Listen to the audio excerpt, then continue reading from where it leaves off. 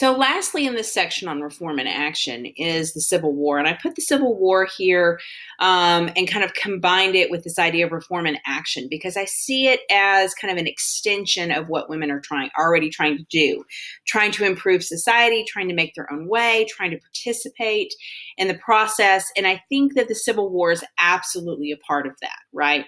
And whether it's, women being active in kind of sanitation efforts as nurses and gaining those new opportunities, or whether it's women working as spies or women holding down the plantations, North and South, women were able to kind of turn the Civil War into a way for them to act civically and a way for them to act in their communities, right?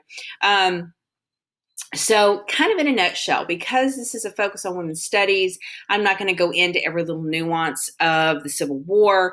And in addition, there's all kinds of really valid documentaries, and Crash Course does a really good job of kind of running through those. So, if you're just somebody that's like, man, I want to hear about all the battles, then I go to Crash Course, right? So, this kind of is your overview, right? And then at the end, I'll kind of talk about where women fit into this.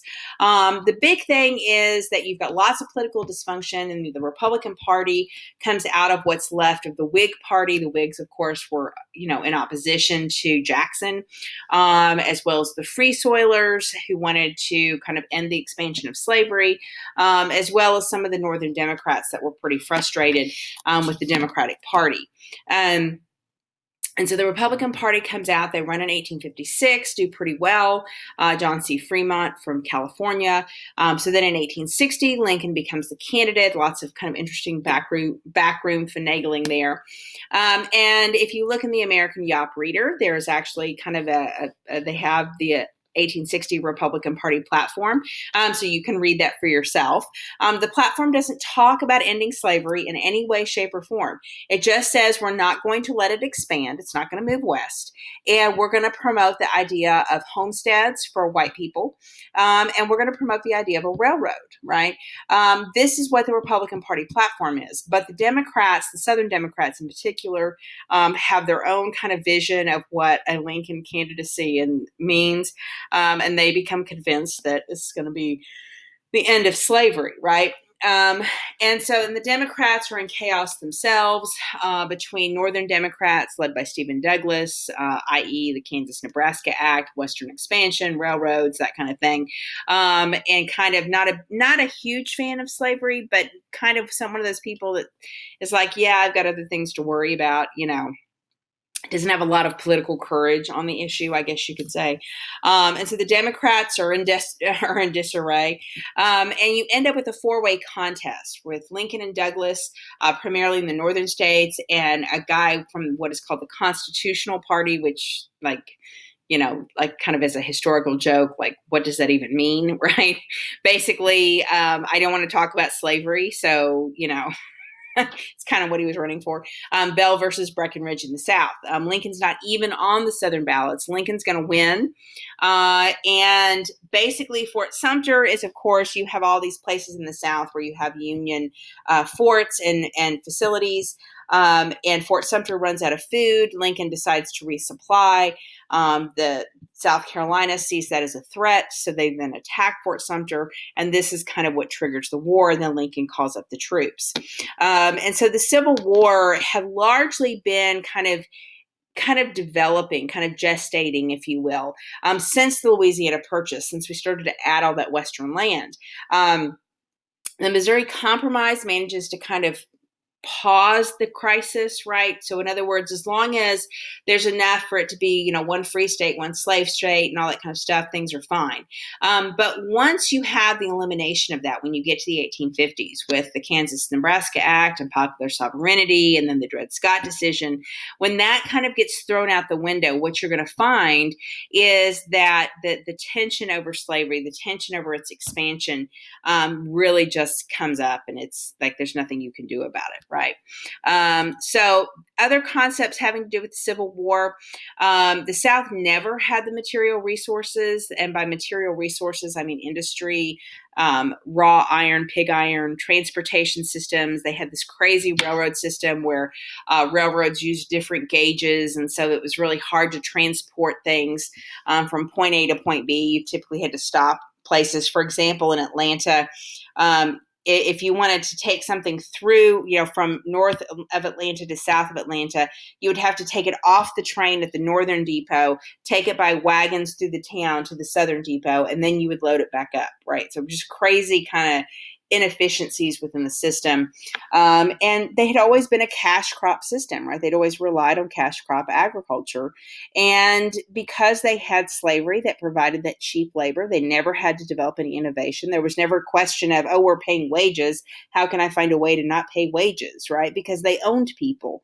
And so it became a matter of how can we beat and torture people? How can we make their lives miserable to produce more work? Or how can I maybe treat them a little bit better so I can get more work out of them? It's never a question of really innovating and inventing and kind of doing those sort of things. And of course, there's a lot of kind of resistance to government interference. This kind of goes back to questions about internal improvements in the early 1800s and that sort of thing. The South does have some really good military leadership. A lot of the military leaders come from the South, the ones that are particularly good. So that's probably their best advantage. The North has the material goods, has financial structures they can borrow money with. They can raise taxes. They don't have to create a government out of whole cloth. They already have a government, right? They have credit. They have immigrants coming in that are looking for opportunities. And so immigrants, of course, now that there will be some resistance to this. You will have the Irish draft riots in 1863. But generally speaking, kind of fighting in the war is a way of kind of assimilation, right? So you start to have a transition after the Civil War where the Irish are not quite as a kind of dismissed group, right, or a marginalized group. And so you start to have kind of the North has kind of this infrastructure, this kind of foundational benefit that the South doesn't have. Now, the North will struggle to find good military leaders, which is why they will have a number of losses in the early years of the war. There's also some issues with kind of like, do we really want to fight and kill other Americans, right? So there's kind of some internal divisions within the government of the United States about how much do we really want to prosecute this war against our Confederate, brethren, if you will. And so that's going to change. So once we embrace the idea of, no, we're in it to win it, then that's going to begin to change things quite a bit. And the other thing is that military technology changes dramatically. This is why you have a lot more people that are maimed. You have a lot more deaths. You have the development of the rifling, the bullets that are shaped like a cone that go in and do a lot more damage, that kind of thing, right? So these are all aspects that go into the Civil War. I kind of divide the war into 4 phases. The first phase, the limited war, this is where in the East, along Virginia, the Confederacy is largely successful, largely because there's a lot of people that are like, gee, are we really sure we want to do this, right? But you do have a successful blockade of the South, which is going to be crucial to success in the long term, as well as the victory at Antietam, which really kind of begins to teach the North that they really have to dig in for this, right? That they really have to prepare themselves to fight a long war. It's going to be hard and bloody. Then in 1863, you have what I call full mobilization, which is everybody's like, okay, we've got to bring this thing to an end. So you have increasing government action in both the North and the South. Both the North and the South raise taxes. They print paper money. They rely on confiscation. Now that confiscation looks different. In the South, it's confiscating food and horses and that kind of thing. In the North, it's confiscating slaves, right? Slaves who have essentially run away and freed themselves are now treated as confiscated property, at least until you get to the 13th Amendment, right? Um, and so you have the suspension of habeas corpus in both the North and the South. Both are doing military drafts, forcing people to sign up, although there are ways you can pay a commutation fee so that you don't have to go serve. This is what triggers the Irish draft riots. And you have in 1863 the plan for emancipation, for the Emancipation Proclamation. So basically, in 1863, Lincoln drafts this. He's waiting for a victory to roll it out. Note that the Emancipation Proclamation is seen as a war measure. In other words, it's not this grand, oh, the slaves are all free, right? What it means is that in states that are in rebellion, states that are in the Confederacy, slavery is ended. But in the border states, states like Maryland, states like Kentucky, slavery is not overruled, right? Those states had stayed in the Union, therefore they were getting to keep their slaves, which is the initial promise that Lincoln had made to the Confederacy before fighting had broken out. And so you have kind of this expanding government power that's taking over. Of course, in the South, paper money creates massive inflation.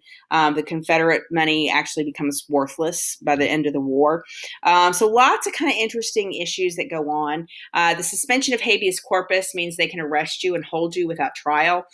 This is largely because in the North you had, because Washington, D.C. is in Maryland, right there across from Virginia, there was lots of concern about spying. And so they start throwing people into jail, including a woman by the name of Rose Greenhow, who was a famous Confederate spy. I'll share a video clip of her in our kind of week 5 videos. So she's kind of interesting. And then in 1863, you have the victory in Vicksburg, which is kind of shuts off the Mississippi River. So basically, you have the Confederacy divided into thirds with Texas and like Arkansas and Missouri to the west of the Mississippi kind of shut off from kind of the deep South. And then you have places like Virginia where you start to have things shut off. And this is going to get even worse once you get, the victory at Gettysburg really is, it is the beginning of the end, if you will, for the South. 1864, Ulysses S. Grant and William Sherman begin to prosecute the war. This is what we call the total war phase. This is where you have the March to the Sea. Sherman is going to essentially take the idea that, well, civilians are helping the war effort, so they have to suffer too. So again, burning of houses, burning of crops, all this kind of stuff.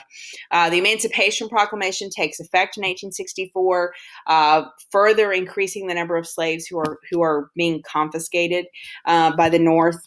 And you start to have black soldiers being used. Now that's kind of complicated too, in the sense that in many cases they were not used for kind of prestigious fighting. They were often used as in kind of the yucky jobs, or they were used on the front lines. But black soldiers are being allowed to fight. They are becoming a part of the standard military. The victory in Atlanta around the election or right before the election of 1864 solidifies Lincoln's reelection campaign. He was actually in a very challenging reelection campaign, which is why he has Andrew Johnson as his running mate. And Andrew Johnson is a terrible. When he becomes president, he's awful. He's a unionist from Tennessee, so he's really basically a Southerner. He just disagreed with secession, and so this is so Lincoln has a really tough election in 1864. Atlanta will help push him over the top, and so he'll be reelected. The push for the 13th Amendment begins to really take motion at the end of 64, early 65. He will get it passed before the end of the war, before he's assassinated. And then the end, of course, is in April of 1865 at Appomattox Courthouse. And then, of course, Lincoln gets assassinated. And it's after this that you have the passage of the 13th Amendment. So this is kind of the phases of the war. Again, Crash Course does a really good job with that. So how do women fit into all of this action? First off, women reform movements had relied on women and provided women new outlets, right? And so they begin to express their political will. When the Civil War breaks out, women are key to the support of the Civil War. Again, expressing their idea of kind of individual will, political will. In the North, you have, while you have this ideal of the cult of domesticity and true womanhood, women start to have new opportunities. Of course, factory work, as men are being taken off to fight, women have to work in factories. Women begin to gain access to nursing. Of course, some of this goes back to England and Florence Nightingale. But women in nursing becomes accepted and becomes common. And you begin to have women very involved in community action, whether it's shutting down saloons or cleaning up the streets or rolling bandages, or whether it's raising funds and having events, or whether it's taking care of orphans. Whatever it is, you have women actively engaged during the Civil War. You have a few women that are involved in what's called the Home Guards. These are particularly in the border states, and in cities where you had a lot of the men that were gone, or towns, not cities. And these women would basically serve as de facto kind of militia or policemen, right? You would have there's a few stories of women who dress up to fight. You've got some espionage. Elizabeth Vanloo from Richmond, of course, is one of the famous women that kind of spy for the Union in Richmond. And so you have, Harriet Tubman was also spied for the Union because she could blend in and out as pretending to be a slave. So yes, it includes women of color as well as white women. Free women of color were a part of this action too, as were, men of color that were a part of kind of trying to push for African American men having the right to be in the Army. In the South, it is scarcity. The scarcity really drives women into new kind of ways to kind of hold hearth and home together, so to speak. And they run the farms, the plantations, the businesses. Now, sometimes that gets to be very difficult if you have a plantation and most of your slaves have gone. But they do what they can to keep things going. A lot of them learn to make do or make their own items. So there's lots of kind of self-resiliency that's going on there with the men gone, taking care of things themselves, protecting themselves. They too engage in lots of nursing, as well as espionage and diplomacy with Rose Greenhow and her actions. She travels to England and that sort of thing. And then most importantly, the biggest impact that these Southern women have is in the making of meaning and memory about the Civil War. The way we understand the Civil War has been largely impacted by Southern women who saw the sacrifice, lost their loved ones, and wanted it to mean something, and decided to define it the way they wanted to define it. And so you have kind of this real powerful way in which women come in and shape the meaning of the Civil War, shape the meaning of this period. And if you look at in the American Yawp, there's a section, I can't remember the woman's name, but she's kind of relating kind of life on the plantation. And she paints it in this really rosy picture. And that tells you right there that these women wanted to depict this lifestyle, not in the reality that we know it was, that Sarah and Angelina Grimke pointed out, that these men are raping women and they're having children with them, and the horrible kind of the frustrations that women should have been feeling and did feel, right? But were powerless to do anything about it. A lot of these women then kind of ignore that, shuffle that to the side, and instead focus on making this memory that is, oh, this was a wonderful system. It was so innocent. It was so sweet. Everybody was happy and it was perfect. And we were treated so special. And we need to honor our dead, and we need to recognize it's about states' rights. It's about our identity. It's about heritage, right? And so this meaning of the Civil War is shaped by these Southern women. So it's interesting that in many ways, kind of the Southern women have become the dominant force in the way the United States remembers the Civil War period. So those women, of course, have had a much longer lasting effect than anyone else. But this is kind of where you have women in action kind of blending together to kind of make an impact. So I'm going to kind of end it here. I am going to record a video that kind of goes through kind of takes us through the Blackboard, kind of what's due, when, and all this kind of stuff to make sure everybody's in good shape. And then so no class on the 28th. We will have class on October 5th. And on October 5th, I will discuss Reconstruction as well as answer any questions about reform and kind of circle back around on this and make sure everybody's in good shape for the rest of the assignments. And so I think that's it. Thank you for being understanding about kind of the craziness of this 8-week term, my first 8-week term. So it's been a little bit hectic. So anyways, if you have any questions, please email me.